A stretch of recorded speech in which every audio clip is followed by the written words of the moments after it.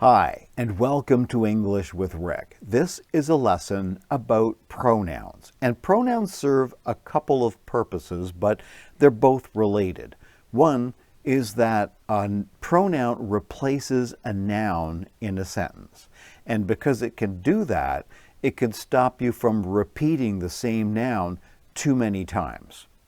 I'll give you an example in a joke. I'll start this lesson with a joke.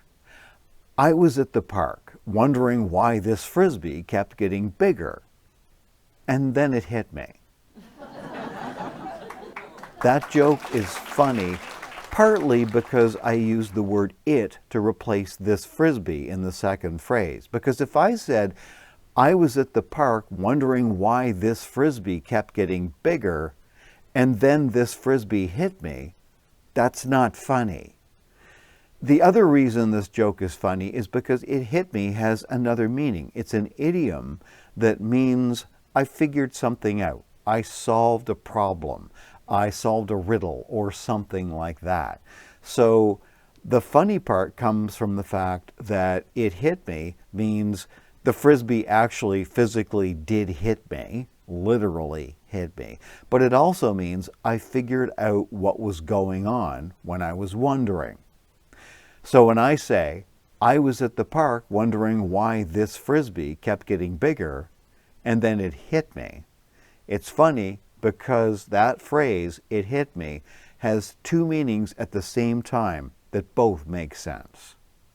Pronouns can be placed into 5 groups of 4, and these groups are all related. They mean the same person or the same thing or something that belongs to the same person.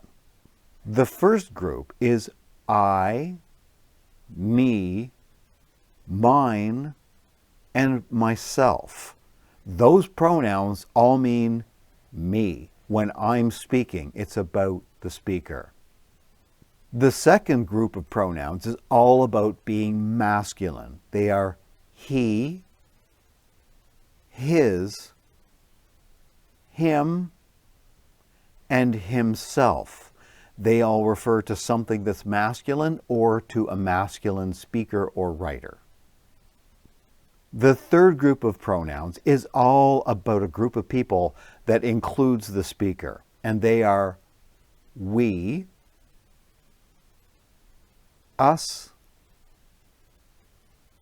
ours, and ourselves. The pronouns in group 4, she, her, hers, and herself, all refer to a female person or something that belongs to a female person. The fifth group of pronouns, they, them, theirs, and themselves, refer to a group of people that does not include the speaker. It could also mean something that belongs to that group. But this group of pronouns also refers to a person who does not identify as either male or female. In addition to these groups, there are different types of pronouns. One of them is the personal pronoun. And this personal pronoun could be the subject of a sentence or a clause. In a sentence like, I am a student, the I in that sentence is the personal pronoun, and it refers to the person who's speaking, and they're referring to their self or herself or hisself. Personal pronouns include I, she, he, it, they, we, and you. Now, those replace a person or thing in a sentence. And an example of using a personal pronoun would be something like, I bought you a house. And the word you is the personal pronoun. And you use that word because you're speaking to the person that you bought a house for.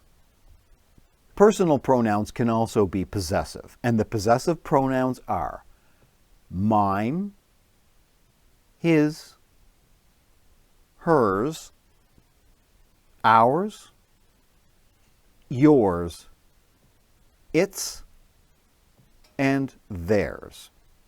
In the sentence, is all of this yours? Yours is the possessive personal pronoun, meaning the person that the things belong to. It's all the stuff in this sentence. Is all this stuff yours? Subject pronouns are usually at the beginning of a sentence. Subjects are also usually at the beginning of a sentence, so that makes sense because the most common or the most basic word order in English is SVO, subject, verb, object. And the subject of a sentence is usually the person or thing that is doing something, is something, or thinks or feels a particular way. Here's an example of how to use a subject pronoun in a sentence. I bought her a bracelet. I is the subject pronoun in that sentence.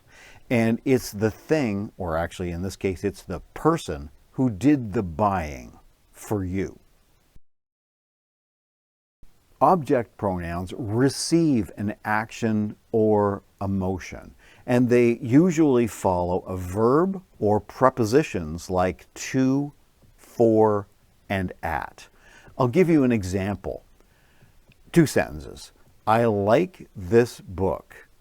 I bought it last week. In the second sentence, the word it replaces the word book, so you don't have to repeat the word book again. That's similar to the joke at the beginning of this lesson, where the word it replaced this frisbee. This is the same kind of thing here.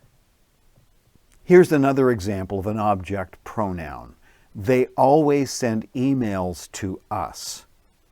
Now the word to precedes the word us, which is the object pronoun.